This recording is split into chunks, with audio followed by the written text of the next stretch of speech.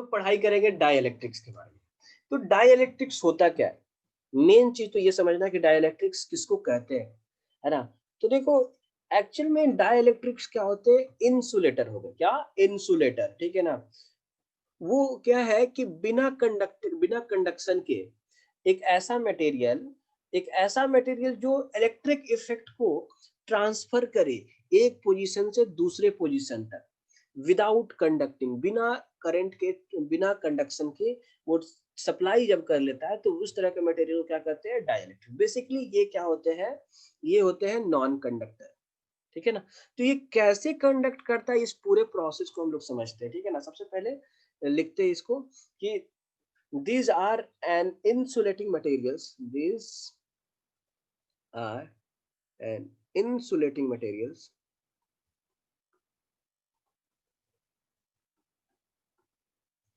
ठीक है, these are an insulating materials which transmit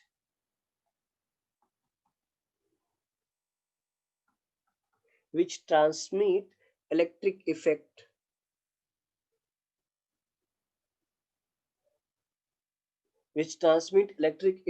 without conducting,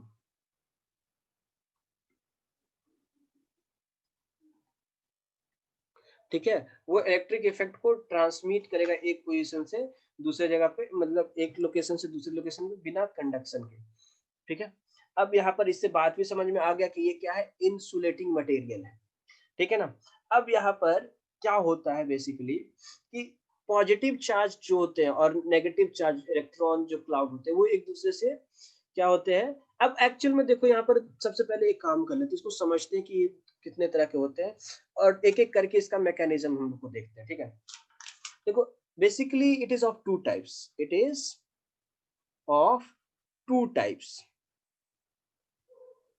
ठीक है। ये जो इंसुलेटर होता है वो दो तरह का हो गया। कौन कौन? एक तो होता है पोलर डाइइलेक्ट्रिक, क्या होता है? Polar dielectric. और दूसरा क्या होता है? नॉन पोलर, ठीक है, नॉन पोलर। अब पोलर और नॉन पोलर में बेसिक डिफरेंस क्या होता है वो समझते हैं, ठीक है। सबसे पहले हम लोग देखते हैं पोलर को। तो यहाँ पर नाम से ही बहुत सारा अच्छे से क्लियर हो जा रहा है कि यहाँ पर क्या है? पोल जनरेट होगा। क्या होता है यहाँ पर कि एक ऐसा मटेरियल, जैसे एग्जांपल के तौर पे अगर हम लोग देखेंगे वाटर को देखेंगे, ठीक है, क्या? वाटर H2O, ठीक है। इसके अलावा CO2 हो गया, NH3 हो गया, N सॉरी HCl हो गया। तो इसमें क्या हो जाता है? ये सब एग्जांपल है किसके? पोलर मॉलिक्यूल्स के, ठीक है ना। ये पोलर मॉलिक्यूल्स के एग्जांपल है। तो ये पोलर मॉलिक्यूल्स के एग्जांपल क्यों है, ठीक है ना। तो देखो जब अगर देखा जाए कि यहाँ पर अगर इलेक्ट्रिक फील्ड नहीं भी अप्लाई करोगे, ठीक है, इलेक्ट्रिक फील्ड नहीं भी अप्लाई करोगे तो हाइड्रोजन यहाँ पर रहेगा ऐसे, ऑक्सीजन यहाँ पर रहेगा और हाइड्रोजन यहाँ पर रहेगा। मतलब ये H प्लस वाला यहाँ पर रहेगा, प्लस यहाँ रहेगा और माइनस यहाँ पर रहेगा, ठीक है। तो ये ऐसे कनेक्टेड रहेंगे, है ना।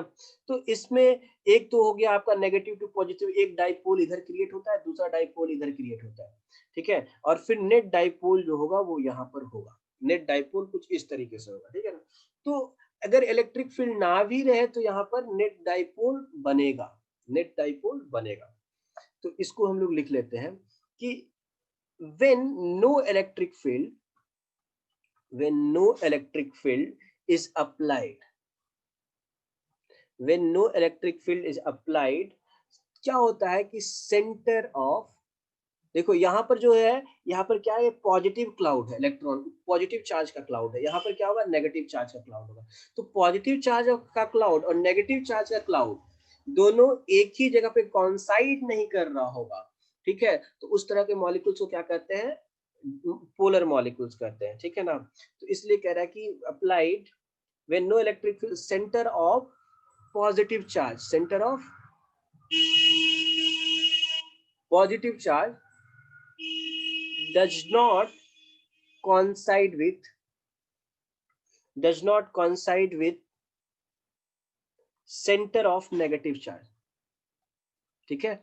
यहाँ पर सबसे मेन चीज यही है कि पॉजिटिव चार्ज और नेगेटिव चार्ज का कॉम्बाइन नहीं होता, ठीक है। अब यहाँ पर एक चीज और है कि ये जो पोलर मॉलिक्यूल्स है इसका परमानेंट इलेक्ट्रिक डाइपोल मोमेंट होगा, ठीक है। बट ये किसी, जैसे अगर इलेक्ट्रिक फील्ड में, अगर जैसे ये मटेरियल है, ठीक है ना, मटेरियल है। अब इसमें क्या है कि हर एक अगर एटम की बात किया जाए तो उसका परमानेंट डाइपोल मोमेंट होगा। जैसे वाटर का एक मॉलिक्यूल का परमानेंट डाइपोल मोमेंट इधर है, राइट। बट जो दिक्कत ये होगा कि एक डाइपोल मोमेंट इधर, दूसरा डाइपोल मोमेंट इधर, तीसरा डाइपोल मोमेंट इधर, चौथा डाइपोल मोमेंट इधर, पांचवा डाइपोल मोमेंट इधर, छठा डाइपोल मोमेंट इधर। तो इस तरीके से जब इलेक्ट्रिक फील्ड इस पे अप्लाई नहीं होता है तो नेट डाइपोल मोमेंट क्या हो जाता है, यहाँ पर जीरो हो जाता है। और जैसे ही इलेक्ट्रिक फील्ड अप्लाई करोगे तो ये सारे के सारे जो डाइपोल होंगे वो एक डायरेक्शन में अलाइन होना स्टार्ट करेंगे। तो जब एक डायरेक्शन में अलाइन होंगे तब जा करके नेट डाइपोल मोमेंट बनेगा, नेट डाइपोल मोमेंट बनेगा। और जैसे इलेक्ट्रिक फील्ड हटता है तो फिर वो डाइपोल मोमेंट खत्म। समझ रहे हो कि नहीं समझ रहे हो? तो ये मेन यहाँ पर फीचर हो गया, ठीक है। हर एक एटम में अपना डाइपोल मोमेंट परमानेंटली रहेगा, लेकिन पूरे मटेरियल का अगर नेट डाइपोल मोमेंट की बात करेंगे तो वो जीरो हो जाएगा। लेकिन जब इलेक्ट्रिक फील्ड अप्लाई करोगे तो सारे के सारे डाइपोल इलेक्ट्रिक फील्ड लाइन के अलाउ अरेंज हो जाएंगे, तो वहां पर फिर नेट डाइपोल मोमेंट जनरेट होगा। तो इस तरह के मटेरियल क्या कहलाते हैं, पोलर मॉलिक्यूल कहलाते हैं, ठीक है ना। तो इसको हम लोग लिख सकते हैं कि पोलर मॉलिक्यूल्स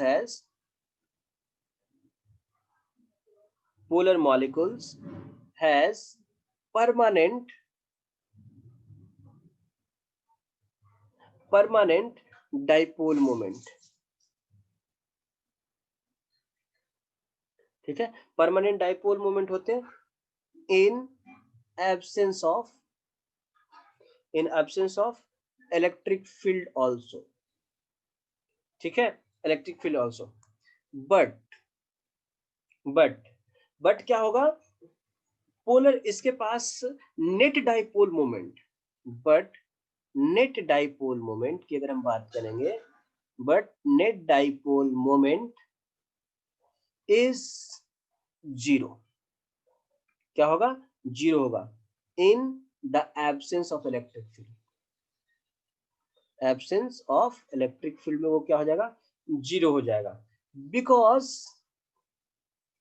बिकॉज जो पोलर मॉलिक्यूल्स होंगे, because the polar molecules are randomly oriented,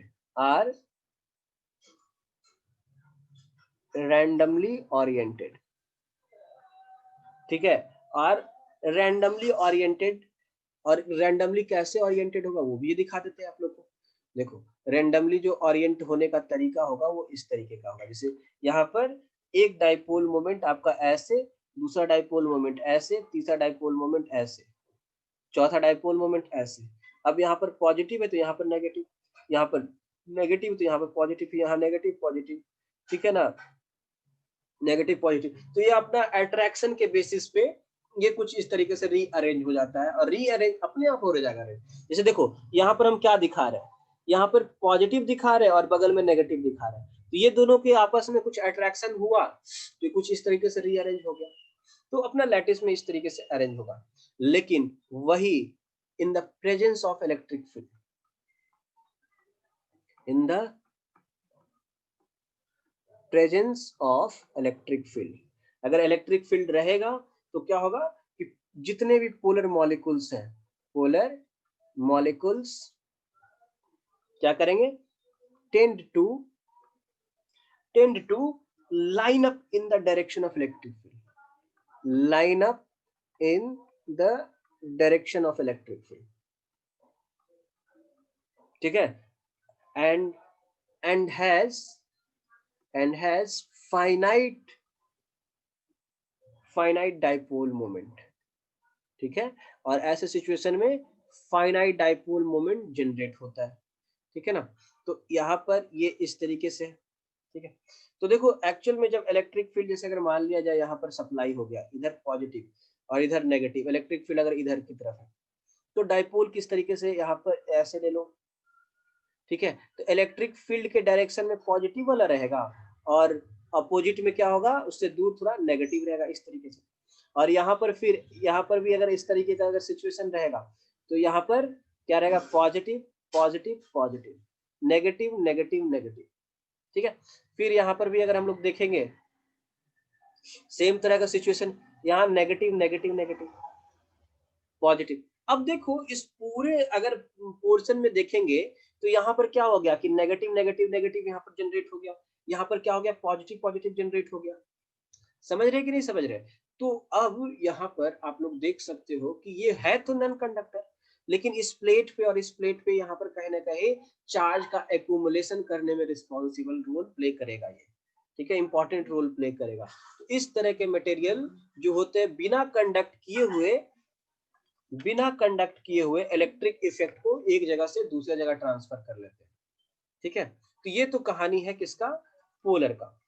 अब बात करते हैं हम लोग नॉन पोलर की, right. So non polar material कौन से होते हैं? तो देखो नाम से ही समझ में आया, जो पोलर ना हो नॉन पोलर, तो फिर जो पोलर नहीं तो वो नॉन पोलर, तो कौन सा मटेरियल जो पोलर नहीं? तो फिर से एग्जाम्पल के तौर पे अगर हम देखेंगे तो नाइट्रोजन हो गया, ऑक्सीजन हो गया, बेंजीन हो गया, ठीक है, और मीथेन हो गया, राइट। देखो यहाँ पर ये सब क्या है, नॉन पोलर है। तो देखो यहाँ पर बात समझना है कि पोलर और नॉन पोलर में बेसिक डिफरेंस क्या है। यहाँ पर दो होगा, नाइट्रोजन और नाइट्रोजन, तो इन दोनों का इलेक्ट्रोनेगेटिविटी क्या सेम है। इलेक्ट्रो मतलब ऐसा नहीं कि ऑक्सीजन ऑक्सीजन में क्या है, ऑक्सीजन ऑक्सीजन में क्या हो गया, यहाँ पर डबल बॉन्ड बन रहा है, ठीक है। बेंजीन में भी उसी तरीके का होता है। लेकिन अगर हम HCl की बात करते हैं, ठीक है, तो यहाँ पर क्या है कि H का इलेक्ट्रोनेगेटिविटी और Cl का इलेक्ट्रोनेगेटिविटी बराबर नहीं है। CO2 की बात करते हैं तो कार्बन और ऑक्सीजन सेम नहीं है, ठीक है ना। तो इस तरह का जब मटेरियल बनता है जिसमें एक हो जाता है पॉजिटिव और एक होता है नेगेटिव, तो यहाँ पर क्या होता है कि पॉजिटिव इलेक्ट्रॉन क्लाउड इधर और नेगेटिव इलेक्ट्रॉन क्लाउड अलग, तो सेपरेट रहता है यहाँ पर, ठीक है। लेकिन नॉन पोलर में ऐसा नहीं रहता है, क्योंकि दोनों का इलेक्ट्रोनेगेटिविटी और इलेक्ट्रोपॉजिटिविटी बराबर अमाउंट में रहता है, ठीक है, दोनों का स्ट्रेंथ सेम है। तो ना क्लाउड का डेंसिटी, इलेक्ट्रॉन क्लाउड का डेंसिटी वो अपनी तरफ ज्यादा खींच पा रहा है, ना उसकी तरफ ज्यादा दूर जा पा रहा है, ठीक है। तो ऐसे सिचुएशन में क्या हो जाता है कि पॉजिटिव चार्ज और नेगेटिव चार्ज का जो क्लाउड होता है, आप ये स्ट्रक्चर ऑफ एटम में पढ़े होंगे, वो कॉन्साइड कर जाता है, ठीक है। तो सबसे पहले तो इसको हम लोग लिख लेते हैं चीज को, ठीक है, कि इन दिस केस, ठीक है, इन सच मॉलिक्यूल लिख लेते हैं, इन सच molecule, in such molecules when no electric field, when no electric field is applied, जब इलेक्ट्रिक फील्ड नहीं अप्लाई करेगा होगा तो क्या होगा, the centre of positive charge, the centre of positive charge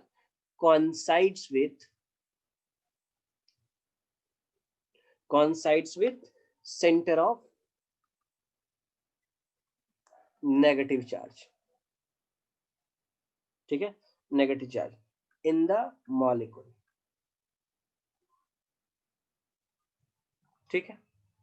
और फिर ऐसे सिचुएशन में each molecule has zero dipole moment,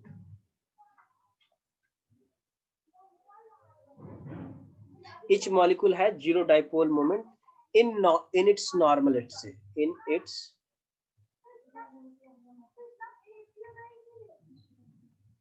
normal state, ठीक है।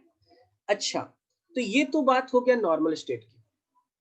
जब इलेक्ट्रिक फील्ड अप्लाई करते हैं तो ये कैसे अपना रोल प्ले करेगा, वो मेन इंपॉर्टेंट पार्ट है समझने के लिए। When electric field is applied, ठीक है, when electric field is applied, जब इलेक्ट्रिक फील्ड अप्लाइड होता है तब क्या होता है वो समझना। देखो यहाँ पर क्या है कि पॉजिटिव क्लाउड ऐसे है और नेगेटिव क्लाउड क्या है, यहाँ पर आपका यहाँ पर कॉन्साइड है इस तरीके से, मतलब एक ही एरिया में पॉजिटिव भी और नेगेटिव है। अब जब आप इलेक्ट्रिक फील्ड अप्लाई करोगे, जब आप इलेक्ट्रिक फील्ड अप्लाई करते हो तो क्या होता है, ये जो पॉजिटिव वाला पार्ट है, ठीक है, उस पे फोर्स लगना लगेगा इधर की तरफ, और जो नेगेटिव इलेक्ट्रॉन के क्लाउड्स हैं उस पे फोर्स क्या लगेगा, पीछे की तरफ लगने स्टार्ट हो जाता है।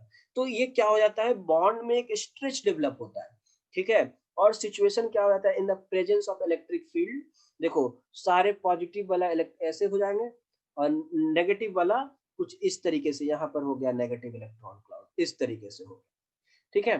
तो ये इलेक्ट्रिक फील्ड यहाँ पर इंड्यूस होता है, समझ रहे हो, बॉन्ड यहाँ पर स्ट्रेच होगा, ठीक है, इस पे पॉजिटिव वाले पार्ट पे फोर्स इधर लगेगा और नेगेटिव वाले पार्ट पे फोर्स अपोजिट डायरेक्शन में लगेगा, तो वो दोनों के बीच में अपोजिट डायरेक्शन में सेपरेशन होगा।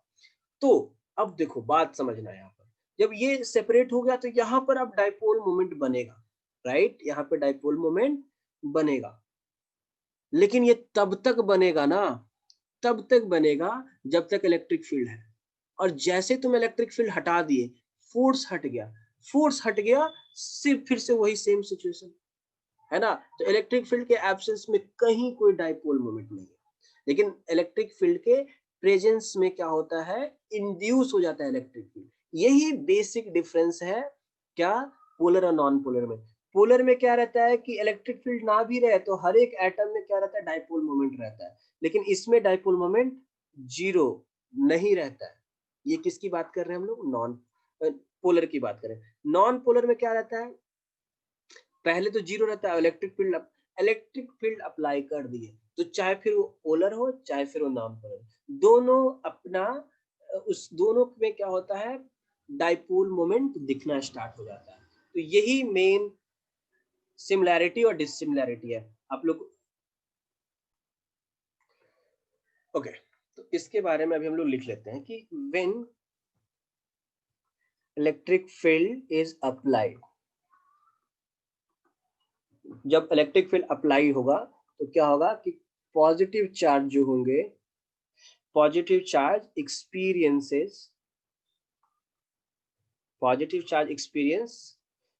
फोर्स किधर, इन the direction of electric field, ठीक है, and negative charge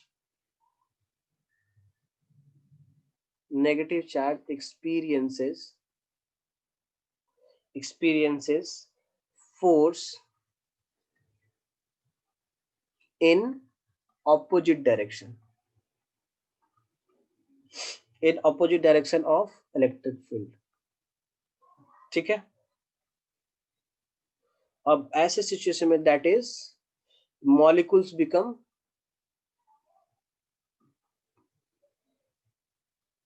becomes induced electric dipole, ठीक है। अच्छा, वैसे इन जनरल अगर कोई भी नॉन कंडक्टिंग मटेरियल जो जिसको डाइलेक्ट्रिक कहते हैं, वो मेनली नॉन कंडक्टिंग होता है और साथ साथ नॉन पोलर होता है, ठीक है, और जिसमें इंड्यूस्ड डाइपोल मोमेंट क्रिएट होता है नॉन पोलर। जैसे अगर मान लो, जैसे अगर कुछ नहीं दिया हुआ रहेगा तो आप किसको मान के चलोगे कि मटेरियल कैसा है, नॉन पोलर होगा, ठीक है ना। अगर पोलर दिया रहेगा तभी समझे कि पोलर है, अदरवाइज हम लोग जब कुछ नहीं दिया रहेगा तो समझना कि हम लोग को कि नॉन पोलर मटेरियल है डायरेक्ट, ठीक है। अब देखो नेक्स्ट टॉपिक है पोलराइजेशन, ठीक है। अब पोलराइजेशन क्या होता है, तो देखो अगर मान लिया जाए यहाँ पर ये एक डाइलेक्ट्रिक मटेरियल है, ठीक है। अब इस पे एक प्लेट यहाँ पर ऐसे है, ठीक है ना, और दूसरा प्लेट क्या है यहाँ पर ऐसे है। अब यहाँ पर क्या आ गया, पॉजिटिव पॉजिटिव, और यहाँ पर नेगेटिव, ठीक है। अब इस वायर को ऐसे कनेक्टेड है और ये वायर क्या है, ऐसे कनेक्टेड। अब आगे बढ़ाते हैं। अब देखो अगर ये कैपेसिटर का प्लेट है, दो प्लेट अगर in the process of inducing, अब क्या हो जाता है कि यहाँ पर जब पॉजिटिव प्लेट यहाँ पे नेगेटिव प्लेट, तो एक इलेक्ट्रिक फील्ड ऐसे जनरेट होता है, ठीक है। अब ये जो इलेक्ट्रिक फील्ड के जनरेट होने की वजह से, इलेक्ट्रिक फील्ड के जनरेट होने की वजह से इन the direction of electric field क्या होगा, positive, in the direction of electric field क्या हो गया, पॉजिटिव, ठीक है, ऐसे चलेगा, है ना। और फिर इधर जो दूसरे साइड में होगा वो क्या होगा, वो इस तरीके का अरेंजमेंट होगा, और यहाँ पर क्या रहेगा, negative negative positive, negative positive, negative positive. तो बेसिकली देखा जाए तो ये पूरा जो प्लेट का ये वाला पोर्शन है, ठीक है ना, वो क्या हो जाता है, नेगेटिवली चार्ज हो जाता है। क्या हो जाता है, नेगेटिवली चार्ज होता है, और ये वाला पार्ट जो है ना वो पॉजिटिवली चार्ज हो जाता है, ठीक है।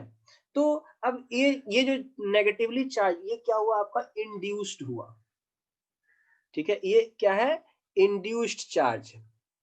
तो यहाँ पर भी जो चार्ज हुआ वो क्या है, इंड्यूस्ड चार्ज। अब ये जो इंड्यूस्ड चार्ज है, वो देखो पहले जो प्लेट पे पॉजिटिव चार्ज है, यहाँ पे क्या है, नेगेटिव चार्ज, यहाँ पर भी नेगेटिव चार्ज, यहाँ पे क्या है, पॉजिटिव चार्ज। तो यहाँ पर जो इंड्यूस्ड चार्ज के वजह से जो इलेक्ट्रिक फील्ड होगा वो क्या होगा, इंड्यूस्ड जो इलेक्ट्रिक फील्ड होगा वो अपोजिट डायरेक्शन में होता है। तो ई आई जो है वो इंड्यूस्ड इलेक्ट्रिक फील्ड, ई आई क्या हम लोग लेंगे, induced electric field.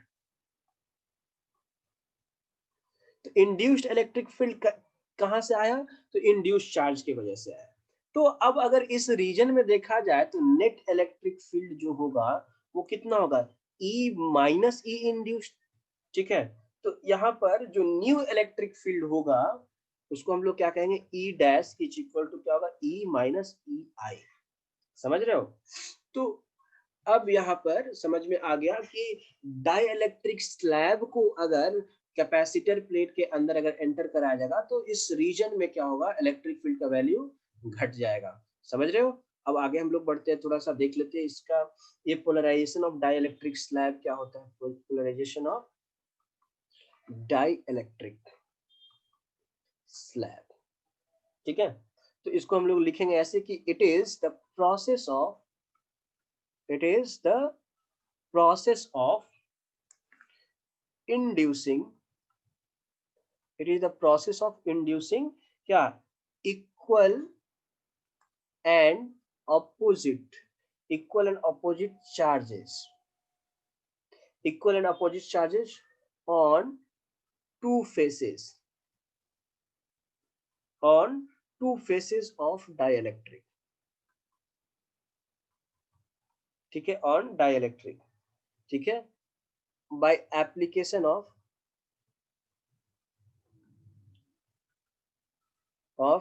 electric field।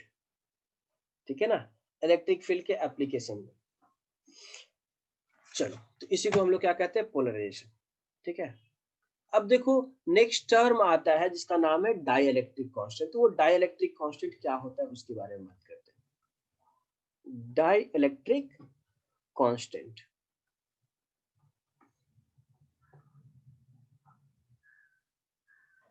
अच्छा देखो, इतना तो समझ में आया कि जब डाइइलेक्ट्रिक स्लैब डाल रहे हैं तो इलेक्ट्रिक फील्ड जो हो गया वो डिक्रीज हो गया उस रीजन में। तो जिस फैक्टर से वो जो इलेक्ट्रिक फील्ड घटता है उस रीजन में, उस फैक्टर को कहते हैं हम लोग डाइइलेक्ट्रिक कांस्टेंट। तो हम लोग लिखेंगे ये चीज कि the net electric field, the net field is decreased, the net field जो हो गया वो क्या होगा, डिक्रीज इन द रीजन। ठीक है, आफ्टर प्लेसिंग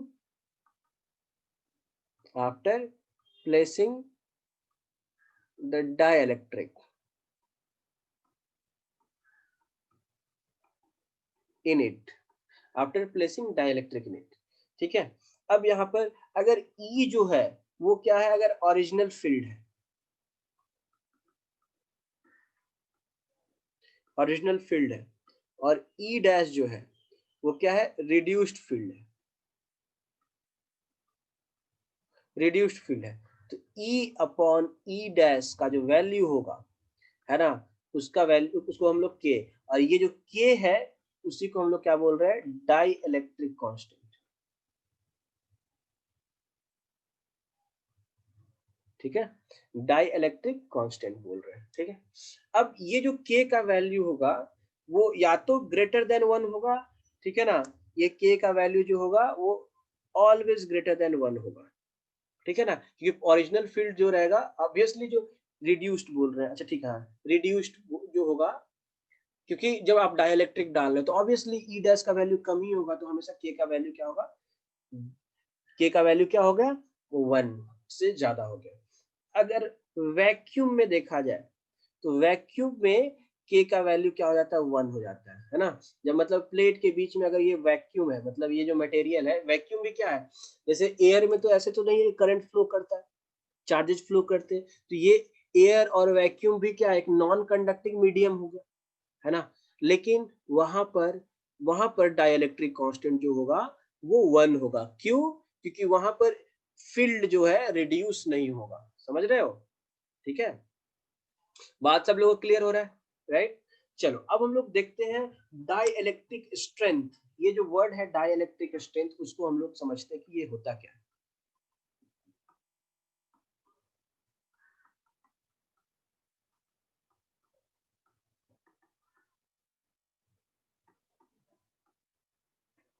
डाइलेक्ट्रिक स्ट्रेंथ, देखो, अगर कोई भी मीडियम की बात करेंगे, ठीक है, जैसे अगर यहाँ पर ये डाइलेक्ट्रिक मीडियम, ठीक है, अब यहाँ पर इलेक्ट्रिक फील्ड अप्लाई किया, तो इस तरीके से यहाँ पर माइनस माइनस चार्ज अटैच हो गया, यहाँ पर एक्यूमुलेट हो गया, ठीक है। अब यहाँ पर एक्यूमुलेट होने के पीछे रीजन क्या है कि इस पे फोर्सेज लग रहे हैं, इस पॉजिटिव चार्ज पे फोर्स लग रहा है इधर, और इस नेगेटिव चार्ज पे फोर्स लग रहा है इधर, ठीक है, इसी वजह से वो अलाइनमेंट में आया हुआ है।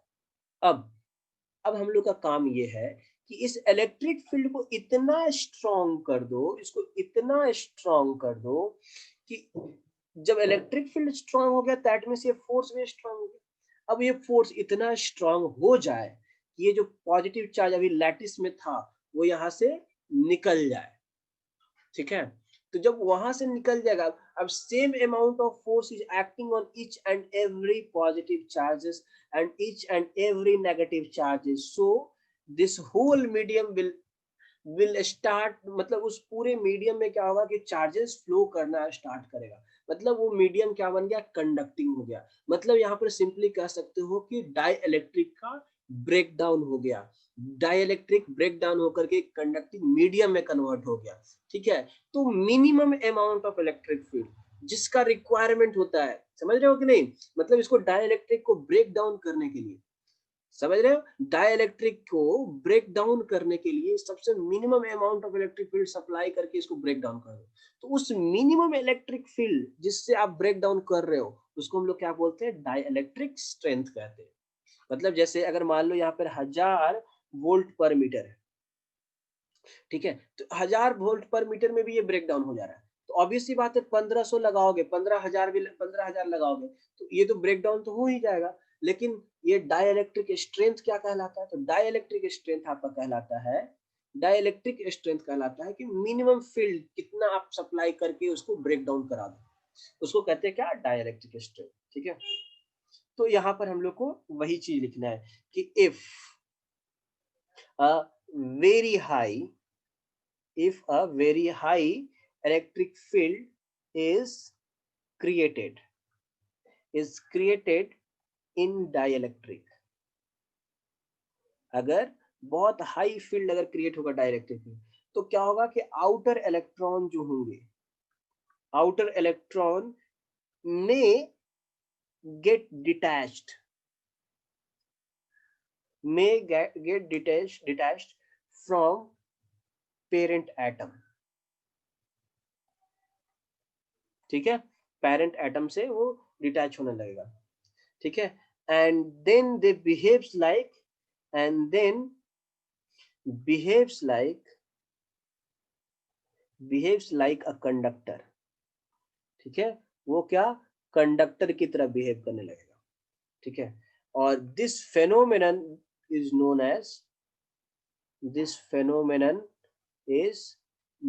एज क्या, इसको क्या बोलेंगे, डाइलेक्ट्रिक ब्रेकडाउन,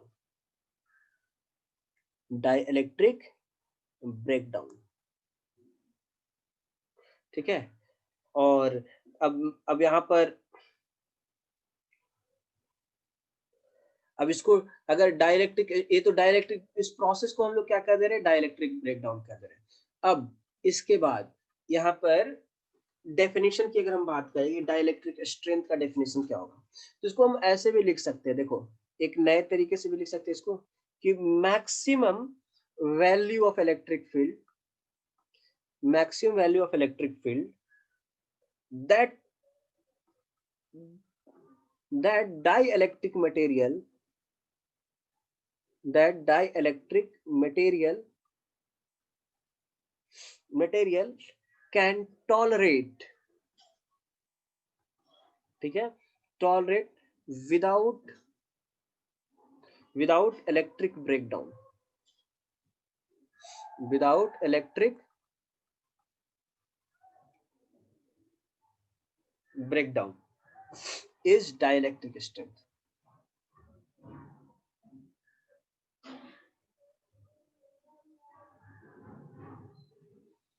ठीक है, is dielectric strength.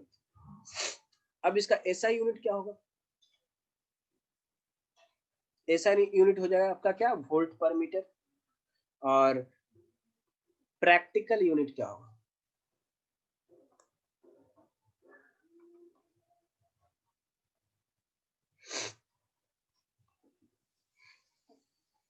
Practical unit kilowatt, kilowatt, kilovolt पर, वोल्ट पर मीटर या किलोवोल्ट पर एमएम, ठीक है, या फिर किलोवोल्ट पर मीटर। ठीक है, ये सब चीज। खैर, अब हम आगे बढ़ते हैं। अब ये चीज देखेंगे कि अगर किसी कैपेसिटर के बीच में अगर डाइलेक्ट्रिक इंसर्ट कर दिए, डाइलेक्ट्रिक अगर इंसर्ट कर दे रहे, ठीक है, तो उससे क्या फर्क पड़ता है? ठीक है ना? तो देखो, वैसे अब अगर यहाँ पर इलेक्ट्रिक फील्ड जो होगा, ठीक है, पहले था इलेक्ट्रिक फील्ड कितना, sigma by epsilon not, right, मतलब पहले था सिग्मा बाई एप्सिलॉन नॉट, अब हो गया यहाँ पर क्या, अब यहाँ पर होगा ई डैश, और ई डैश बराबर कितना होता है, ई डैश बराबर देखना पड़ेगा, तो हम लोग पढ़े क्या थे, e upon e dash is equal to k, that means e dash is equal to क्या हो जाएगा, ई बाई के, है ना। अब ई का वैल्यू हम पुट कर लेते सिग्मा अपॉन के एप्सिलॉन नॉट, ठीक है। आप लोग याद करना, इलेक्ट्रिक फील्ड का वैल्यू होता था 1/4 pi epsilon naught into Q by R square, ये होता था इलेक्ट्रिक फील्ड का वैल्यू, ठीक है। अब अगर मीडियम यहाँ पर एयर होता और वहां पर एक और रिलेटिव ई आर लगाते थे, कोई और मीडियम रहता था तो, ठीक है, तो उसी तरीके से यहाँ पर एप्सिलॉन नॉट में जो रिलेटिव ई आर मल्टीप्लाई होता था, यहाँ पर उसको हम लोग क्या बोल रहे हैं, डाइलेक्ट्रिक कांस्टेंट के बोल रहे हैं, ठीक है। तो यहाँ पर फील्ड जो है आपका कितना हो गया, सिग्मा के एप्सिलॉन नॉट, या फिर इसको हम लोग कह सकते हैं क्यू बाई ए इंटू के एप्सिलॉन नॉट, ठीक है। अब यहाँ पर जो नया v होगा वो कितना हो जाएगा, तो q ऑफ, यहाँ पर v बराबर क्या होता है, e into D, right, e into D होता है ना, तो यहाँ पर हम लोग क्यू डी अपॉन ए के एप्सिलॉन नॉट हो गया, ठीक है। अब c बराबर क्या होगा, q अपॉन v डैश, है ना, तो q divided by Q D नीचे, और ऊपर में क्या रहेगा, के ए एप्सिलॉन नॉट, राइट। तो अब ये के क्यू क्यू कैंसिल आउट होगा, तो नया जो सी डैश मिलेगा वो कितना हो जाएगा, के ए epsilon not upon D. That means जो कैपेसिटेंस अब होगा, मतलब इसमें अगर डाइलेक्ट्रिक मीडियम अगर डाल दोगे, ठीक है, अगर ये डाइलेक्ट्रिक मीडियम डाल दोगे, तो यहाँ पर कैपेसिटेंस कितना हो जाएगा, के टाइम्स बढ़ जाएगा, ठीक है। तो यहां से हम लोग को ये कॉन्सेप्ट समझ में आ गया कि by introduction of, by introduction of dielectric media in between the plates, ठीक है, in between the plates क्या होगा, कैपेसिटेंस इंक्रीजेज, कैपेसिटेंस क्या हो जाएगा, इंक्रीज हो जाएगा। तो अब बात ये है कि हम कैपेसिटेंस इंक्रीज कर रहे हैं, ठीक है, तो फुल्ली अगर फिल करेंगे तब ना, अगर हम मान लिया हाफ फिल करते तो क्या होगा, जैसे ये प्लेट ऐसा है, ठीक है, और यहाँ पर एक टी थिकनेस का और यहाँ पर डाइलेक्ट्रिक कांस्टेंट क्या है, इसका सेपरेशन क्या था, डी था, ठीक है। अब इस प्लेट के बीच में एक टी थिकनेस का डाइलेक्ट्रिक मटेरियल हम अगर इंसर्ट कर दे रहे हैं, तो फिर डाइलेक्ट यहाँ पर कैपेसिटेंस में क्या बदलाव आए। तो देखो, अगर देखा जाए तो इस यहाँ पर दो रीजन हो गए, ठीक है, एक रीजन तो ये हो गया और दूसरा रीजन तो ये हो गया, है ना।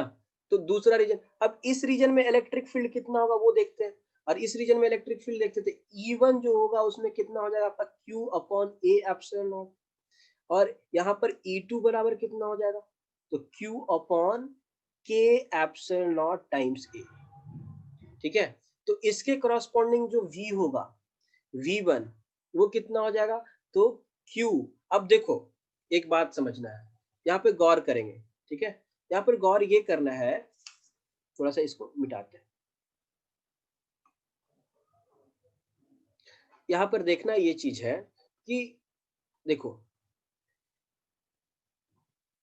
टी थिकनेस का यहाँ पर डाइलेक्ट्रिक है, तो मतलब एक मतलब जिसमें केवल एयर है, ठीक है, एयर मीडियम है, एयर एज ए मीडियम है, उसका थिकनेस कितना है, तो डी माइनस टी, राइट।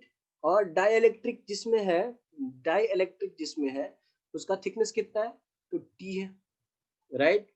अब हम लोग आगे बढ़ते हैं, तो V1 की अगर हम बात करेंगे, ठीक है, यहाँ पर V1 की अगर हम बात करेंगे तो V1 में अगर हम बात करते हैं तो देखो काम कैसे चलेगा, V1, तो V1 इज इक्वल टू क्या लिखेंगे हम लोग, Q by A epsilon naught into T, ठीक है। और इसके करस्पॉन्डिंग मतलब इसमें यहाँ से यहाँ तक में जो पोटेंशियल डिफरेंस जनरेट हुआ उसके V2 का वैल्यू अगर बात करेंगे तो Q by A epsilon naught तो रहेगा इसमें बगल में K और यहाँ पे D माइनस टी, ठीक है। तो नेट पोटेंशियल डिफरेंस निकालना होगा, net potential difference between two plates, मतलब यहां से चल करके यहां तक गए तो पोटेंशियल डिफरेंस आपको ये मिला, और फिर यहां से यहां तक जा रहे थे पोटेंशियल डिफरेंस ये मिला, तो दोनों प्लेट के बीच का नेट पोटेंशियल डिफरेंस क्या होगा, इन दोनों का सम होगा। तो Q by A epsilon naught तो सही है, ठीक है। बाकी देखते हैं, तो यहाँ पर होगा डी माइनस टी, ठीक है, डी माइनस टी बाई के, और ऊपर में क्या हो जाएगा टी, ठीक है, इस तरीके से होगा। ओके, अब हम लोग आगे बढ़ते हैं। अब कैपेसिटेंस का वैल्यू क्या हो जाता है, तो Q बाई सी हो जाता है ना, सॉरी देखो यहाँ पर प्लस टी हो गया। अब आगे बढ़ते हैं हम लोग, देखते हैं इधर नेक्स्ट स्टेप में क्या करना है हम लोग को। तो यहाँ पर एक second, Q is equal to क्या होता है, CV। तो यहाँ से एक बात समझ आ रहा है कि C अगर निकालना तो वो क्या करना पड़ेगा, Q बाई V निकालना पड़ेगा। तो Q ऊपर में, ठीक है, और नीचे में क्या लिखेंगे हम लोग, यहाँ पर Q और फिर यहाँ पर D माइनस टी और यहाँ पर K प्लस टी, ठीक है, और ऊपर में क्या रहेगा, एप्सिलॉन नॉट, ये दोनों कैंसिल आउट होगा, ठीक है। तो यहाँ पर जो कैपेसिटेंस आया वो कितना है, ए एप्सिलॉन नॉट ऊपर में। अब इसमें देखो इसको सॉल्व करोगे तो कैसे लिखोगे, तो डी माइनस टी, ठीक है, डी माइनस टी और प्लस यहाँ पर क्या लिखेंगे, टी के, ठीक है, और फिर यहाँ पर आएगा के, इस तरीके से, ठीक है। अब इसको आगे बढ़ाना है, कैसे करना पड़ेगा देखना पड़ेगा, यहाँ पर एक सेकेंड, ओके। तो यहाँ पर एक चीज करना पड़ेगा, क्या करना पड़ेगा, क्या करना पड़ेगा, थोड़ा सोचते हैं। कुछ लाइक स्टेप में गड़बड़ी तो नहीं हो गया, यहाँ पर एक सेकेंड रुक जाओ, तो हम फिर से चीजों को डील करते हैं, ठीक है। जो नेट वोल्टेज होगा वो कितना होगा, तो अब यहाँ पर अगर ऐसे है, ये एरिया जो है भरा हुआ है, तो यहाँ से D माइनस टी में ये है और T में आपका डाइलेक्ट्रिक कांस्टेंट क्या दिया हुआ, K है, ठीक है। तो यहाँ से यहाँ तक का पोटेंशियल डिफरेंस कितना हो जाएगा, E into D minus T, ठीक, और प्लस ई डैश इंटू टी, इतना हो जाएगा। तो आगे बढ़ाएंगे हम लोग, तो यहाँ पर E into D minus T चलेगा और प्लस ई बाई के इंटू टी चलेगा, ठीक है, यहाँ तक। अब क्या करेंगे हम लोग, E को कॉमन ले लेते हैं, तो क्या बचेगा, D minus T plus T by के बचेगा, ठीक है। ये हो गया आपका V डैश का वैल्यू। अब यहाँ पर E का वैल्यू पुट कर दो, तो Q upon A epsilon naught into D minus T plus T by K, ऐसे चलेगा, राइट। तो अब यहाँ पर C dash is equal to कितना हो जाएगा, Q अपॉन क्या, V डैश। तो इस तरीके से अगर देखेंगे तो ऊपर में जाएगा एप्सिलॉन नॉट ए और नीचे में क्या आएगा, D minus T plus T by के। तो ये आ जाएगा आपका नेट कैपेसिटेंस C डैश का।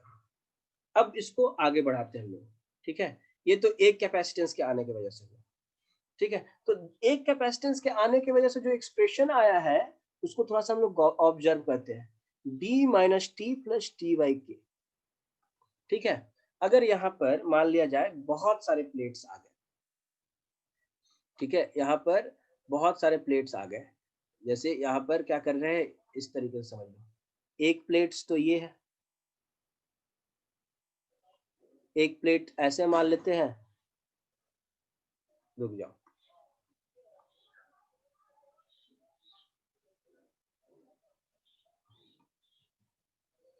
अब उसके बाद नेक्स्ट प्लेट जो होगा उसको हम लोग इस तरीके से मान लेंगे।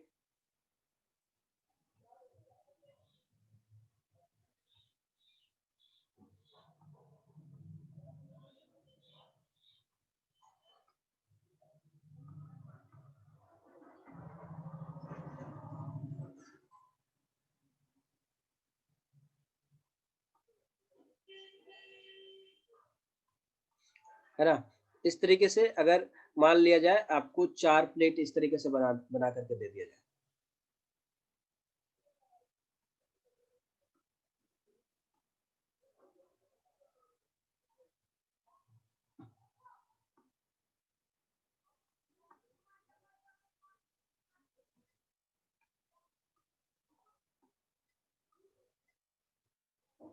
हम्म,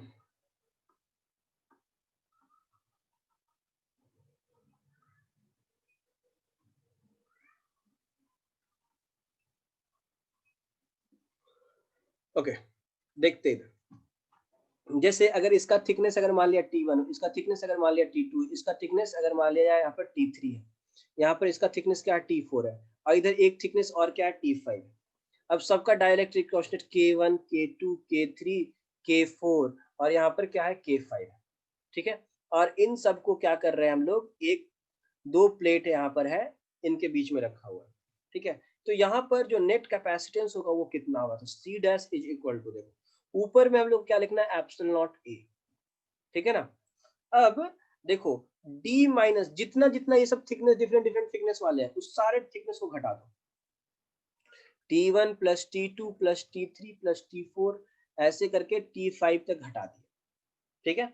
अब सबका यहाँ पर इसको T1 वाले पोर्शन को घटा लिया, वहां पर क्या लिखेंगे T1 by K1, T2 by K2, T3 by K3, इस तरीके से हम लोग आगे बढ़ा करके ऐसे लिख लेंगे, ठीक है। तो ये हो जाता है आपका कैपेसिटेंस। नाउ अब मेन दिक्कत कब आता है, जब यहाँ पर जैसे अगर मान लिया जाए एक कंडक्टर आ जाए, ठीक है, यहाँ पर अगर ये क्या कंडक्टर हो, ठीक है, तो कंडक्टर आने की वजह से यहाँ पर इलेक्ट्रिक फील्ड ही जीरो हो जाता है, घटता नहीं, यहाँ पर इलेक्ट्रिक फील्ड ही जीरो हो जाता है।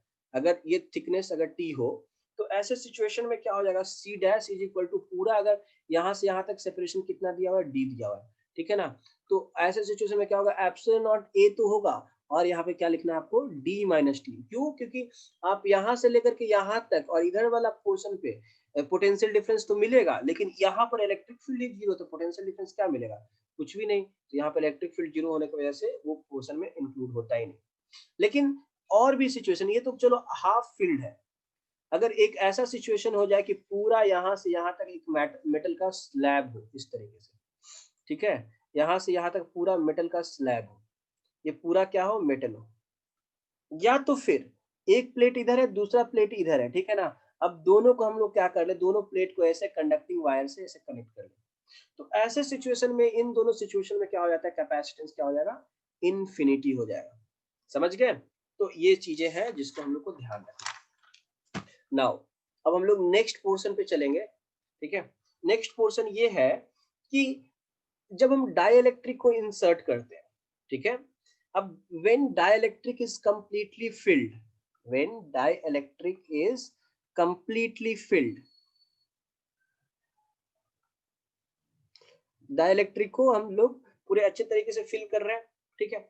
अब बाकी सारी चीज जैसे कैपेसिटेंस में तो चेंज आता है, वो हम लोग को पता है, charge, potential difference, electric field, energy, उन सारी चीजों में क्या असर पड़ता है उसकी बात अब हम लोग करेंगे, ठीक है। मतलब डाइइलेक्ट्रिक के इंसर्ट होने की वजह से क्या असर पड़ता है, तो इसमें भी दो कंडीशन है, ठीक है।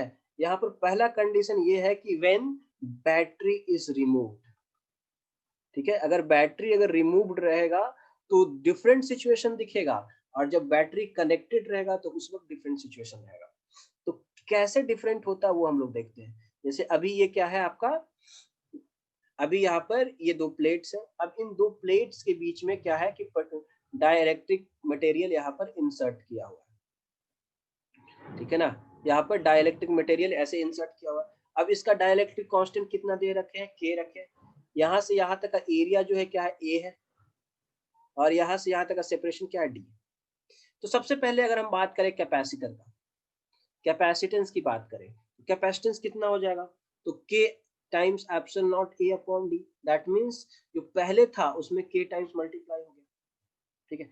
अब बैटरी यहाँ पर रिमूव हो गया, तो बैटरी यहाँ पर रिमूव हो गया है, तो समझना इस बात को कि बैटरी यहाँ पर रिमूव हो गया, दैट मींस सबसे पहले यहाँ पर बैटरी ऐसे कनेक्टेड था, ठीक है, तो बैटरी कनेक्टेड था, इसको चार्ज जितना पहले मिला, राइट, अब ये बैटरी का यहाँ पर सर्किट ओपन हो गया, तो जितना चार्ज पहले से था उतना ही चार्ज रहेगा, क्योंकि अब बैटरी तो है नहीं कि उसको एक्स्ट्रा चार्ज मिले या एक्स्ट्रा चार्ज घट जाए, ऐसा कुछ नहीं है। तो याद रहे कि जब भी बैटरी रिमूव होता है, एक चीज जो कांस्टेंट रहेगा वो क्या होगा, charge, that is Q is equal to Q। तो चार्ज रिमेन सेम, कैपेसिटेंस बदलेगा लेकिन चार्ज रिमेन सेम, जितना चार्ज पहले स्टोर था उतना ही चार्ज यहाँ पर अब भी स्टोर होगा। क्यों? क्योंकि ये सर्किट ओपन है, ठीक है। तो फिर इसके बाद पोटेंशियल की अगर हम बात करेंगे, तो पोटेंशियल क्या होता है, तो हम लोग को सबको पता है Q इक्वल टू क्या होता है, CV, राइट। तो V इज इक्वल टू क्या होगा, Q अपॉन C। अब चार्ज तो क्या है, कांस्टेंट है, तो ये तो कांस्टेंट K रहेगा, लेकिन यहाँ पर Q dash by C dash, तो चार्ज तो सेम है, लेकिन यहाँ पर हो जाएगा K टाइम्स C, है ना। तो यहाँ पर V डैश जो होगा, अब जो नया वोल्टेज मिलेगा वो क्या मिलेगा, पहले वाले वोल्टेज डिवाइडेड बाई K। यहाँ पर पोटेंशियल क्या हो जाएगा, घट जाएगा, समझ रहे हैं। ये तो हो गया पोटेंशियल की बात। अगर हम इलेक्ट्रिक फील्ड की बात करते हैं, इलेक्ट्रिक फील्ड की बात करते हैं, तो इलेक्ट्रिक फील्ड दो चीज पे डिपेंड कर सकते हो, या तो ऐसे होता है ना, E is equal to V into D, तो ऐसे भी देखो यहाँ पर क्या हो गया, आपका पोटेंशियल घट गया, तो इलेक्ट्रिक फील्ड ऑब्वियसली क्या हो जाएगा, sorry V is equal to, sorry V is equal to क्या होता है, E इंटू डी, है ना। तो अब यहाँ पर पोटेंशियल अगर घट गया तो इलेक्ट्रिक फील्ड ऑब्वियसली घट गया होगा, ठीक है।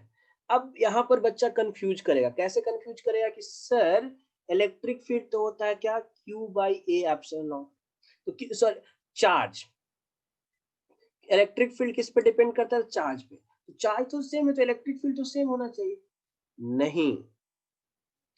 जब यहाँ पर मीडियम बदल गया तो ये एप्सिलॉन नॉट के बगल में K भी मल्टीप्लाई होगा, ठीक है। तो यहाँ पर अगर इलेक्ट्रिक फील्ड अगर तुम ऐसे देखोगे तो यहाँ पर तुम लिखोगे क्या, Q upon K epsilon naught A, that mean जो पहले इलेक्ट्रिक फील्ड था उस डिवाइडेड बाय K। इस डायरेक्शन से भी चल सकते हो, दूसरा डायरेक्शन कैसे होगा, तो यहाँ पर E इज इक्वल टू क्या होगा, V डिवाइडेड बाय D। अब देखो E dash is equal to क्या होगा, V डैश डिवाइडेड बाय, अब V कितना है यहाँ पर, V by K D, that means जो पहले इलेक्ट्रिक फील्ड था उस पे K से डिवाइड होगा, तो इलेक्ट्रिक फील्ड तो यहाँ पर बदल गया। अब उसके बाद हम लोग नेक्स्ट देखते हैं एनर्जी। अब एनर्जी में हम लोग को बहुत समझदारी से काम करना पड़ेगा। अब यहाँ पर फॉर्मूला हमारे पास तीन तीन है, हाफ CV स्क्वायर भी है, हाफ QV भी है, और Q स्क्वायर अपॉन 2C भी है, ठीक है। तो जब तीन तीन फॉर्मूला है तो एक फॉर्मूला के हिसाब से सेम होना चाहिए, दूसरे फॉर्मूला के हिसाब से डिफरेंट होना चाहिए, तो इसको कैसे हम लोग पकड़ेंगे, ठीक है। तो देखो सबसे पहला चीज है कि इसको लेकर के चलना है, क्यों कि चार्ज यहाँ पर क्या है, सेम है, तो एक ऊपर वाला चीज सेम है तो बस केवल नीचे वाले चीज पर डिपेंड करेगा, राइट। यहाँ पर अगर चलोगे तो अब यहाँ पर वोल्टेज वोल्टेज तो यहाँ बदल रहा है ना, तो चार्ज यहाँ पर सेम है तो इसको भी लेकर चल सकते हो, इसको लेकर के चलना थोड़ा सा गड़बड़ होगा, क्योंकि कैपेसिटेंस भी बदलेगा, वोल्टेज भी बदलेगा, तो थोड़ा ज्यादा कैलकुलेशन होगा, बट आप रिजल्ट तीनों से सेम ला सकते हो। तो हम यहाँ पर इसको यूज करने जा रहे हैं Q स्क्वायर अपॉन 2C से, तो यहाँ पर Q डैश और 2C डैश ऐसे, तो Q तो सेम है और यहाँ पे C जो है वो क्या K टाइम्स C हो गया, Q स्क्वायर अपॉन 2। तो इसका मतलब जो पहले का एनर्जी था उसमें K से डिवाइड कर दिया, ठीक है। तो ये हो गया आपका एनर्जी। तो इस तरीके से आपको सोचना है और फिर आप सारा काम कर लोगे, ठीक है ना।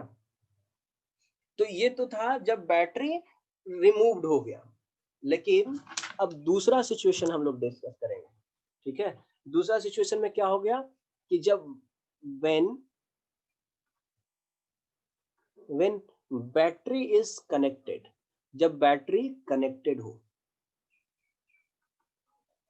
ठीक है, जब बैटरी कनेक्टेड हो तो सिचुएशन क्या होता है। तो देखो यहां पर क्या है, अभी 2 प्लेट लगा दिया और इसको क्या कर रहे हैं हम लोग, वोल्टेज V सप्लाई कर रहे हैं। हाँ, यहाँ पर वोल्टेज V सप्लाई कर रहे हैं। अब इसके बीच के एरिया में क्या है, हम लोग का डाइलेक्ट्रिक मटेरियल है, ठीक है। यहाँ पर डाइलेक्ट्रिक कांस्टेंट कितना रखा हुआ है, K है, ठीक है। ये एरिया यहाँ से यहाँ तक क्या होगा, A होगा, और ये सेपरेशन क्या है, D है, ठीक है ना। चलो आगे बढ़ते हैं, इसको सॉल्व करते हैं सारे सिचुएशन। तो जब यहाँ पर बैटरी कनेक्टेड है तो इसका मतलब हमेशा जब बैटरी यहाँ पर कनेक्टेड तो हमेशा वोल्टेज जो होगा वो सेम रहेगा, ठीक है। जो V डैश होगा वो क्या होगा, V होगा, ठीक है। सिंस ये चीज हमको याद रखना चाहिए, since it is maintained at constant potential difference, इसलिए वोल्टेज क्या होगा, सेम रहेगा। चलो अब कैपेसिटेंस जो नया होगा वो क्या होगा, K टाइम्स, ये चीज तो पता है। अब यहाँ पर चार्ज की बात करें तो यहाँ पर क्या होगा, C डैश टाइम V। अब वोल्टेज जो होगा, अब C डैश क्या है, C डैश तो होगा आपका KC और V डैश क्या है, V। दैट मीन्स यहाँ पर जो चार्ज होगा वो K टाइम्स Q होगा, ठीक है। तो चार्ज भी यहाँ पर इंक्रीज होगा। नाउ अगर इलेक्ट्रिक फील्ड की बात करेंगे तो इलेक्ट्रिक फील्ड यहाँ पर कांस्टेंट रहेगा। क्यों, क्योंकि यहाँ पर इलेक्ट्रिक फील्ड होता है क्या, V डिवाइडेड बाई, क्या होता है, V divided by D, V dash divided by D कर लो। अब V डैश यहाँ पर वोल्टेज क्या है, सेम है, इसलिए ये कांस्टेंट रहेगा, ठीक है। दूसरे तरीके से भी आप करोगे तो भी आप रिजल्ट वही लेकर के आओगे, है ना। एक और कौन सा तरीका बताए थे, वो कौन सा तरीका था, electric field is equal to Q upon A epsilon naught, ठीक है, Q dash upon A epsilon naught. तो देखो Q डैश के जगह पे आप क्या पुट करोगे, KQ, है ना, और यहाँ पर A एप्सिलॉन नॉट के जगह पे हम लोग क्या पुट करेंगे, K एप्सिलॉन नॉट पुट करेंगे, और ये K दोनों कैंसिल आउट हो गया, तो वहां से भी आपको सेम रिजल्ट आएगा, ऐसा नहीं कि अलग हो जाएगा। तो इलेक्ट्रिक फील्ड तो हो गया। अब यहाँ पर एनर्जी की बात करेंगे तो एनर्जी में आप लोग को देखना पड़ेगा half C dash V square, ये देखो क्यों, क्योंकि वोल्टेज कांस्टेंट है तो इसमें सोचने का जरूरत नहीं, केवल स्पीड सोचने का जरूरत है। तो यहाँ पे हाफ और C डैश के जगह पे यहाँ पे क्या लिखेंगे, KC, और यहाँ पर V स्क्वायर, तो ये क्या हो जाएगा, K times half CV square.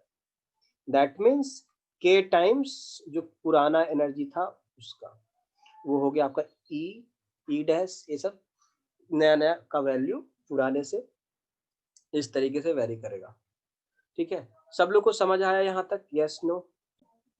हाँ, अब हम लोग बाय चेंजिंग द सेपरेशन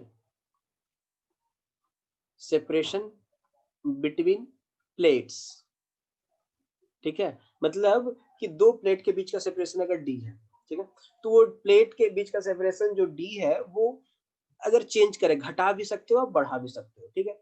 तो उस पे उसके कैपेसिटेंस, बाकी सारे चीज, चार्ज, पोटेंशियल डिफरेंस, इन सारे चीजों पे क्या असर पड़ेगा उसके बारे में भी हम सीखेंगे, करेक्ट।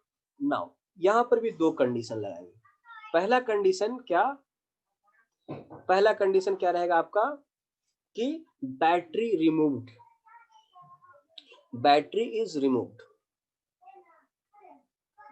ठीक है। बैटरी अभी हम रिमूव किया हुआ है, तो बैटरी जब रिमूव होता है तो चार्ज सिस्टम पे कांस्टेंट हो जाता है, ये बात समझ आ रहा है। ठीक है। अब चेंज में तो दो चीज होता है, घटाना भी और बढ़ाना भी। लेकिन एक चीज है हम लोग को समझना, ये है कि अगर हम एक चीज का सीख ले काम कर, और वो क्या, मतलब अगर घटा रहे हैं या बढ़ा रहे हैं, बढ़ाने का अगर हम सीख ले रहे हैं तो घटाने का हम अपने आप ऑटोमेटिकली कर लेंगे। ठीक है। तो अभी हम लोग यहाँ पर कर रहे हैं सेपरेशन इंक्रीजिंग, सेपरेशन को हम लोग क्या कर रहे हैं, इंक्रीज कर रहे हैं। ठीक है। तो देखते हैं हम लोग यहाँ पर सिचुएशन कैसा होगा। अब क्या है कि यहाँ पर हम लोग एक प्लेट ऐसे ले लेते हैं, दूसरा प्लेट ऐसे ले लेते हैं। ठीक है। दोनों के बीच का डिस्टेंस कितना डी है। यहाँ पर एरिया क्या हो जाएगा आपका, ए हो जाएगा। ठीक है। यहाँ पर एरिया जो होगा वो, यहाँ पर एरिया जो हो जाएगा वो कितना हो जाएगा, ए हो जाएगा। ठीक है। अब एक काम करते हैं, स्टार्ट करते हैं। सबसे पहले कैपेसिटेंस की बात करते हैं। तो नया जो कैपेसिटेंस होगा, अगर हम सेपरेशन इंक्रीज करेंगे, और कैपेसिटेंस का वैल्यू कितना होता है, तो कैपेसिटेंस होता है हमारा C is equal to epsilon naught A upon D. अब यहाँ पर अगर बात किया जाए कि C जो होता है वो इनवर्सली प्रोपोर्शनल टू D होता है।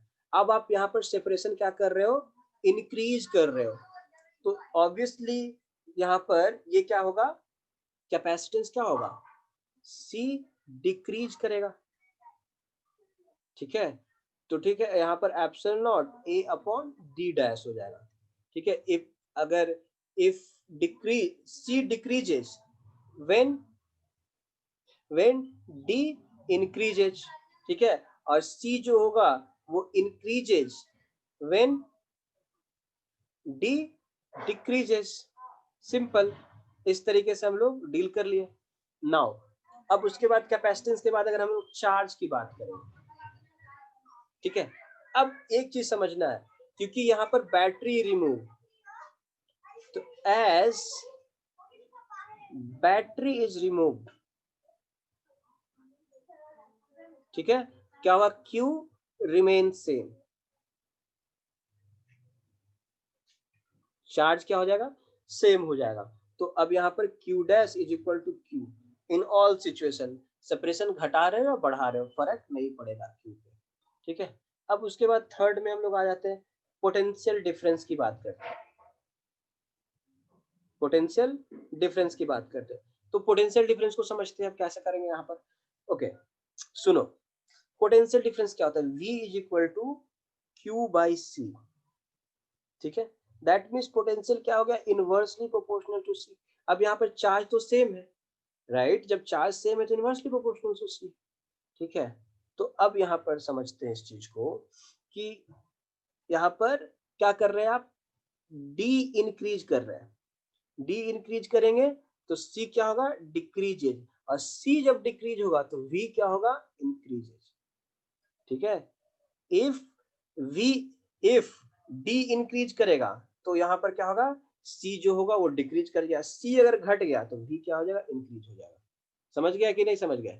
अब उसी तरीके से अगर यहाँ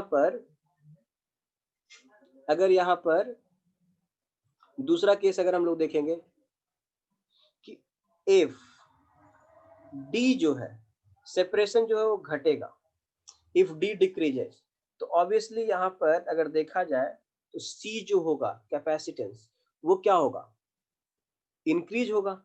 अब कैपेसिटेंस इंक्रीज होगा तो पोटेंशियल डिफरेंस दोनों प्लेट के बीच में वो क्या हो जाएगा, घट जाएगा, डिक्रीजेस। तो ये कंडीशन है, D बढ़ाओ C घटेगा, C घटेगा V बढ़ेगा। तो इस तरीके से हम लोग काम कर सकते हैं। ठीक है। तो सेपरेशन घटने बढ़ने से क्या फर्क पड़ता है वो हम लोग एक लाइन में यहाँ पर सीख लिए। Now next, electric field. अब इलेक्ट्रिक फील्ड में डील कैसे करना है, तो इलेक्ट्रिक फील्ड में देखो समझते हैं अब आपको, E इज इक्वल टू कितना होता है, sigma by epsilon not, that means Q divided by A epsilon not. अब आप सेपरेशन बढ़ा रहे हो या घटा रहे हो, ठीक है, तो electric field remain same, E dash is equal to E, मतलब ये क्या रहेगा आपका, रिमेन सेम, उस सेपरेशन पे फर्क उसको नहीं पड़ना है। ठीक है। चलो ये आगे बढ़ते हैं। नेक्स्ट हम लोग देखेंगे किसका, एनर्जी की बात करेंगे। ठीक है। तो एनर्जी की जब हम बात करेंगे तो एनर्जी में भी हम लोग देखते हैं U इज इक्वल टू, अब हमारे पास बहुत सारे फॉर्मूले, तीन फॉर्मूला, उसमें कौन सा ले? तो देखो यहाँ पर क्योंकि चार्ज कांस्टेंट है तो हम लोग ये वाला फॉर्मूला लेके चलेंगे, क्यू स्क्वायर अपॉन 2c, है ना। तो यहाँ से हम लोग को समझ में आया कि U is inversely proportional to C। तो यहाँ से फिर हम लोग आराम से इसको डील कर लेंगे। कैसे? देखो, इफ D इंक्रीज करेगा, देन अगर D इंक्रीज करेगा तो C क्या होगा? डिक्रीज करेगा। जब C डिक्रीज करेगा तो U जो है वो क्या करेगा? इंक्रीजेस। ठीक है। और उसी तरीके से इफ D जो है वो डिक्रीज करेगा, देन क्या होगा? C जो है वो इंक्रीज करेगा, और C जब इंक्रीज करेगा तो U जो है वो डिक्रीजेस। ठीक है। तो इस तरीके से हम लोग सारा कुछ कवर कर लिए, काफी शॉर्ट में। ठीक है। ये जो अभी हम कहानी समझा रहे हैं ना, ये बहुत सारे छोटे छोटे क्वेश्चंस का आंसर आपको बहुत आसानी में से दे देगा, सॉल्व करने का तरीका। ठीक है। नाउ अब यहाँ पर नेक्स्ट कंडीशन है, बैटरी रिमेन कनेक्टेड। ठीक है। बैटरी रिमेन कनेक्टेड, तो बैटरी जब रिमेन कनेक्टेड रहेगा तो वैसे सिचुएशन में हम लोग को काम कैसे होगा, उसको हम लोग को अभी समझना है। हाँ, तो देखेंगे बैटरी रिमेन कनेक्टेड। जब बैटरी रिमेन कनेक्टेड रहेगा तो एक चीज सबसे पहले जो मेन पॉइंट है उसको हम लोग लिख सकते हैं। ठीक है। सिंस बैटरी रिमेन कनेक्टेड,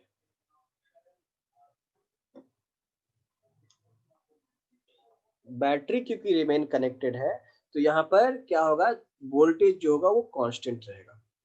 ठीक है। और जब वोल्टेज कांस्टेंट रहेगा, अब यहाँ पर बैटरी रिमेन कनेक्टेड, अब यहाँ पर सेपरेशन की बात कर रहे होंगे, है ना।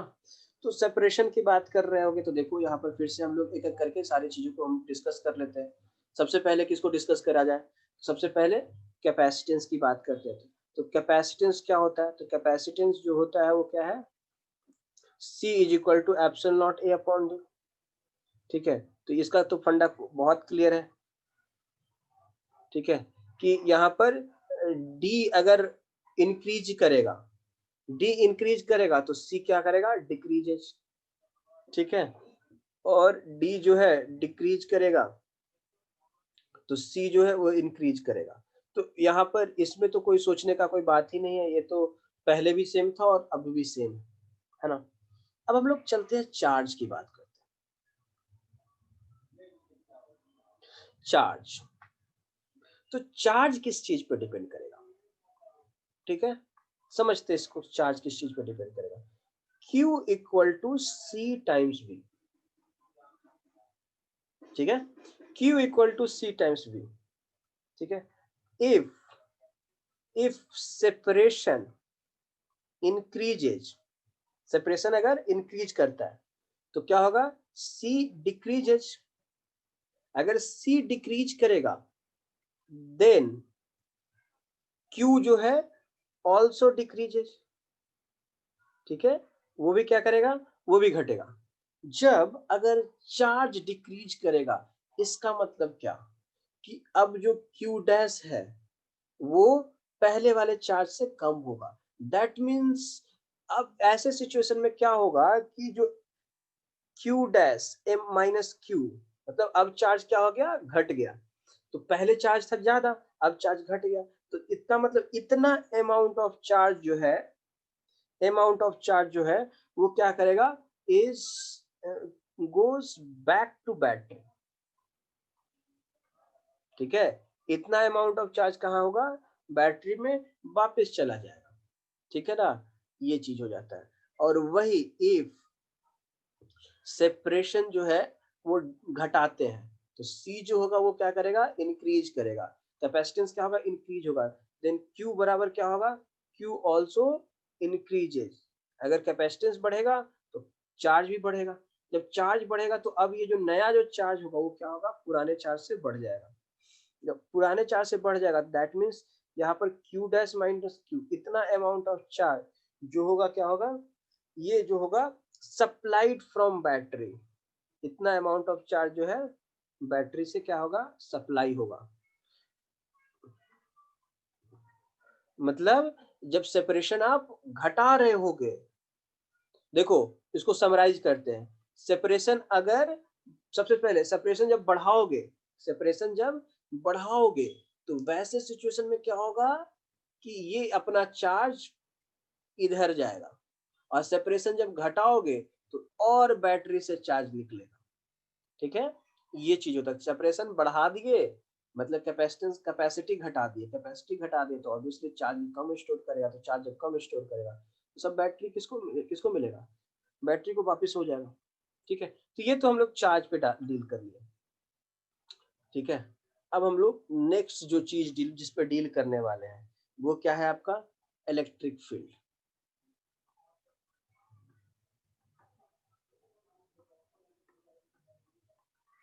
तो इलेक्ट्रिक फील्ड पे कैसे चीजें बदलेगा। ठीक है, अब देखो यहाँ पर बात समझते हैं। इलेक्ट्रिक फील्ड बराबर क्या होता है, Q by A epsilon naught. ठीक है, अब यहाँ पर E जो है वो डायरेक्टली प्रोपोर्शनल टू Q है, U जो है वो डायरेक्टली प्रोपोर्शनल टू Q है। अब अगर D इंक्रीज करेगा तो C डिक्रीज करेगा, जब C डिक्रीज करेगा तो Q जो है C घटेगा, एक से C घटेगा, C घटेगा। अब यहाँ पर Q इक्वल टू क्या होता है C। ठीक है, तो यहाँ पर Q जो है वो भी डिक्रीज करेगा, Q ये डिक्रीज करेगा तो इलेक्ट्रिक फील्ड आल्सो डिक्रीजेज। तो इस तरीके से बात हुआ, मतलब यहाँ पर यूं ऐसे समझ जाए कि अगर डी घटा सॉरी सेपरेशन बढ़ाए आप तो इलेक्ट्रिक फील्ड क्या होगा, घट जाएगा। तो इस केस में ठीक है, इफ सेपरेशन इंक्रीजेज, अगर सेपरेशन अगर बढ़ा रहे हो तो क्या होगा, इलेक्ट्रिक फील्ड जो होगा वो क्या होगा, पहले के इलेक्ट्रिक फील्ड से कम होगा। ये तो हो गया आपका यहाँ पर। एंड सिमिलरली इफ सेपरेशन जो हो गए वो डिक्रीज कर रहे होंगे, if separation decrease that means जो इलेक्ट्रिक फील्ड होगा वो पहले के कंपैरिजन में ज्यादा होगा। तो ये चीजें हो गया। अब उसके बाद फाइनली हम लोग एनर्जी में डील करेंगे।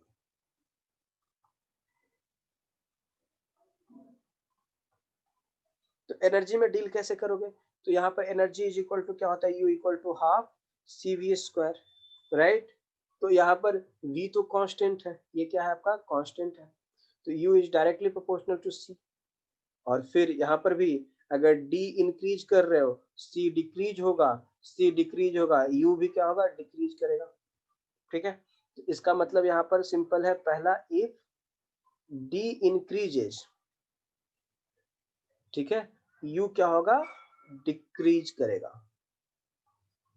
u क्या होगा, डिक्रीज होगा, दैट मीन्स u डैश जो होगा वो पहले से लेस होगा, एंड वाइस वर्सा।